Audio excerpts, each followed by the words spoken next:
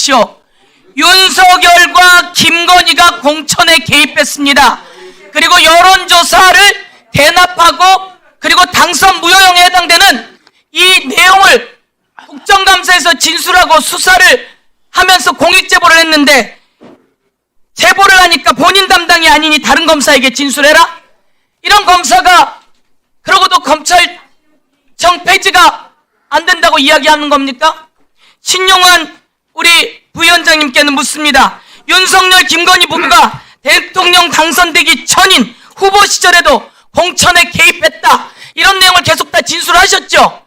진술하고 기본 자료를 제출했었습니다. 그럼에도 불구하고 이런 내용이 하나도 제대로 수사가 되고 있지 않죠? 그 뒤에 한 번도 수사된다는 내용을 들었고, 이와 관련해서 말씀해 보십시오.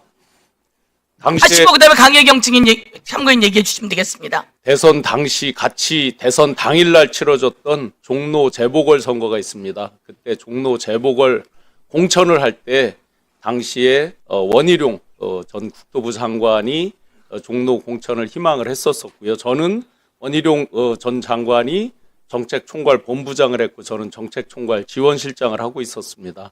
그렇기 때문에 뭐 간접적으로 몇 다리를 건너듣고 이런 건 아니고요. 그 당시에 그렇게 희망을 했는데 김건희 씨가 다른 기업인을 추천했다라고 해서 이제 당시 대선 캠프가 한바탕 이제 아주 술렁인 적이 있습니다. 맞습니다. 그러면서 그런 식으로 해서 그게 알려지면 크게 문제가 된다라고 하면서 이제 다르게 해서 나중에 감사원장이었던 최재형 씨가 공천을 받은 것으로 당시 알고 있습니다. 그래서 그 내용에 대해서 제가 알고 있는 것도 제가 가지고 있던 자료를 제출을 한 적이 있는데 그 뒤로 단 한 번도 그에 대한 말씀은 들은 적이 없습니다. 맞습니다. 이 내용을 얼마나 무서운 내용입니까? 살아있는 윤석열, 김건희, 그 살아있는 실세들에 대한 내용을 제보를 했으면 검사가 이것을 받아서 수사를 해야죠. 근데 무마시킨 거예요. 그리고 검찰청 폐지가 이걸 운운하는 게 검찰청 폐지, 그래서 폐지되는 거 아닙니까? 누가 시작한 겁니까? 검사들이 시작한 겁니다. 그 당시 제가 그 제보를 드렸던 이유는 당선 이후에 김영선 씨에 대한 공천 개입이 있었지만 당선도 되기 전인 대통령 후보 시절에도 공천에 직접 개입했다는 그 부분 때문에, 그 의미 때문에 제보를 드렸던 것입니다. 맞습니다. 제가 받은 제보로는 아주 고위직의 김건희가 직접 전화해서 당신이 이거 맡아달라 이렇게 했다는 제보도 제가 들었지만 제보자를 보호하기 위해서 이야기하지 않습니다. 우리 강혜경 참고인께서 본인 담당이 아닌 다른 검사에게 진술해라. 검사가 이렇게 하면 되겠습니까?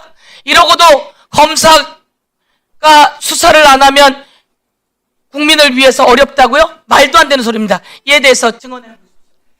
그 당시에 여론조사 건으로 이제 조사를 받으러 갔을 때입니다. 파견 검사한테 이제 여론조사 건으로 진술을 하고 나서 그 진술 말미에 이제 윤석열, 김건희에 대해서 수사 촉구를 한다, 꼭 이제 조사를 해달라라는 그 진술서만 남겨달라 말씀드렸는데 진술서에도 남기지 않고 이 부분에 대해서는 나는 담당자가 아니니 담당자한테 가서 진술을 하시라라는 얘기가 있었습니다. 예, 감사합니다. 그동안 너무 마음고생도 많고 고생도 많으셨습니다. 오늘은 꼭 국민 앞에 이 훌륭한 일반인도 저렇게 하는데 검사가 김학의 출국 금지를 시킨 사람을 네, 이제 정리해 주십시오. 이런 일을 하고 송강 검찰청장, 검찰청 네. 폐지를 달가워할 사람이 누가 있느냐? 마무리해 주십시오. 자신이 있단 말입니까? 예, 이상입니다. 네, 수고하셨습니다. 다음은 박은정 위원님 질의해 주십시오. 서정민 대전지검장님 자리에 좀 나와주세요. 월성 원전 수사는 윤석열 검찰이 윤석열 대통령 만들기 프로젝트의 일환으로 윤석열 본인도 정치에 뛰어든 계기가 월성 원전 수사라고 말한 적이 있는 공무원들을 상대로 한 대표적인 표적 정치 수사였습니다. 월성 원전 수사로 산자부 공무원들이 구속되었지만 모두 구속 기소된 공무원들 모두 무죄가 확정이 되었습니다. 작년 5월에 이 무죄 확정된 이후에 대전지검에서는 이 수사에 관여한 검사들에 대한 무죄 평정들을 했습니까? 감사법 위반 부분이 무죄 확정된 것으로 알고 있습니다. 무죄 평정했습니까? 검사들에 대해서? 저 무죄 평정은 고검에서 맡아서 한 걸로 알고 있습니다. 지검에서는 했는지 안 했는지 몰라요. 예, 그 부분까지 이 확인. 죄 없는 공무원들은 이 무죄 확정되기까지 죽음과도 같은 고통을 받았습니다. 이 공무원들을 구속 기소한 수사검사들에 대한 무죄 평정에서 아마 화면 좀 띄워주세요. 이 검사들에 대해서 검찰은 그 굉장한 특활비를 받았을 것이고 인사에서 승승장구했습니다. 그런데 무죄가 저렇게 확정이 되어도 법원과의 견해 차이라는 이유로 아마 벌점도 받지 않았을 것입니다. 이 현재 무죄 평정 제도는 저렇게 문제가 있습니다. 검사 과오가 없다는 것이 90%에 가깝게 검사들은 아무런 책임이 지지 않습니다. 그런데 지금 이 무죄를 받은 사건들을 항소하고 상고하는 경우에 그것이 뒤집히는가? 이재명 대통령께서도 말씀하셨다시피 이 무죄 사건이 최종적으로 화면 좀 올려주세요.